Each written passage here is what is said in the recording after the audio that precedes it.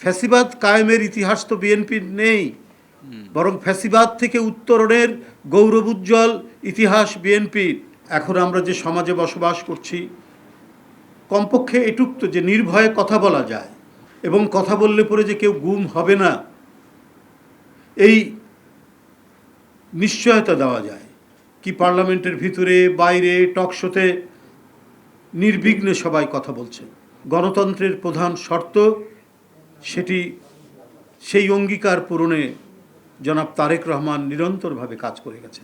স্বাধীনতার যে মূল মন্ত্র ছিল গণতন্ত্র, সেই গণতন্ত্রকে পরবর্তী পর্যায়ে নানাভাবেই বন্দী করা হয়েছে অথবা সেটিকে মৃত ঘোষণা করা হয়েছে। কখনো বাকশালের নামে, কখনো মুক্তিযুদ্ধের চেতনার নামে মানুষের সকল বাক ব্যক্তি স্বাধীনতা, মানুষের চলাচলের স্বাধীনতা, মানুষের কথা বলার স্বাধীনতা কেড়ে নিয়ে একটা ভয়ের পরিবেশ, একটা উৎকণ্ঠার পরিবেশ বিরাজমান করে রাখা হয়েছিল। আমরা স্বাধীনতা উত্তর যে পরিস্থিতি দেখেছি বাকশাল কায়েমের মধ্যে দিয়ে, আবার 2009 সাল থেকে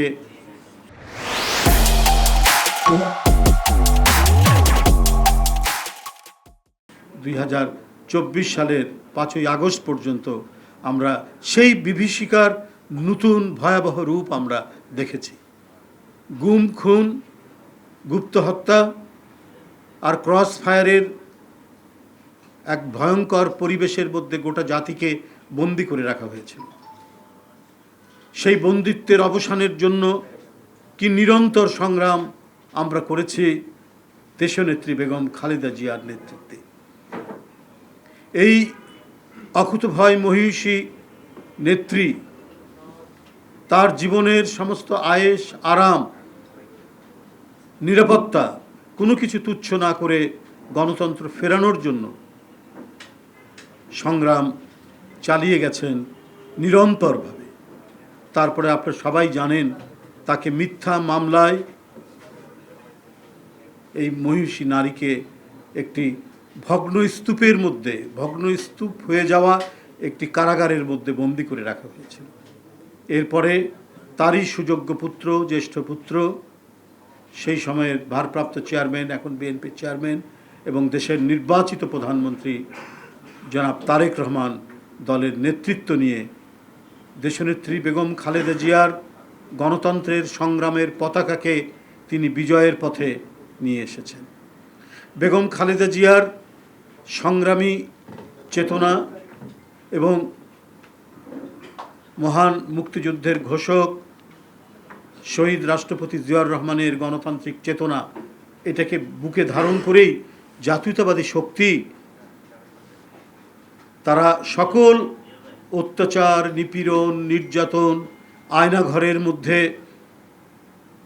বসবাস করেছে বছরের পর বছর ধরেও কেউ পিছপা হননি গণতন্ত্র ফেরানোর আন্দোলনে। বন্ধুরা আমার, এখন আমরা যে সমাজে বসবাস করছি, কমপক্ষে এটুক তো যে নির্ভয়ে কথা বলা যায়, এবং কথা বললে পরে যে কেউ গুম হবে না এই নিশ্চয়তা দেওয়া যায়। অবলীলায় কি পার্লামেন্টের ভিতরে বাইরে টকশোতে নির্বিঘ্নে সবাই কথা বলছে। মানুষের প্রাণ ভরে কথা বলা, সত্য উচ্চারণ করা যে পরিবেশ, সেটি তো গণতন্ত্রের প্রধান শর্ত। সেটি, সেই অঙ্গীকার পূরণে জনাব তারেক রহমান নিরন্তরভাবে কাজ করে গেছেন। এখনও প্রতিনিয়ত তার বিরুদ্ধে বিষোদ্গার করা হচ্ছে।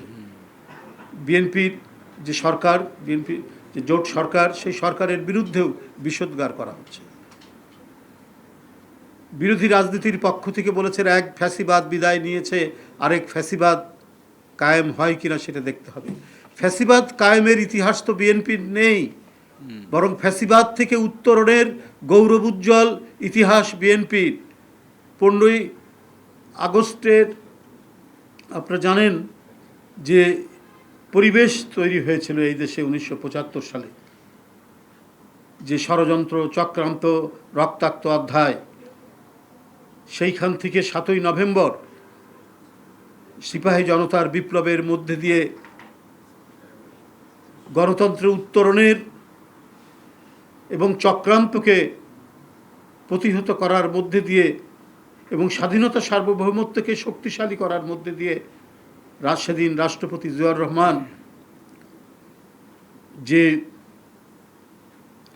ইমারত তৈরি করেছিলেন গণতন্ত্রের,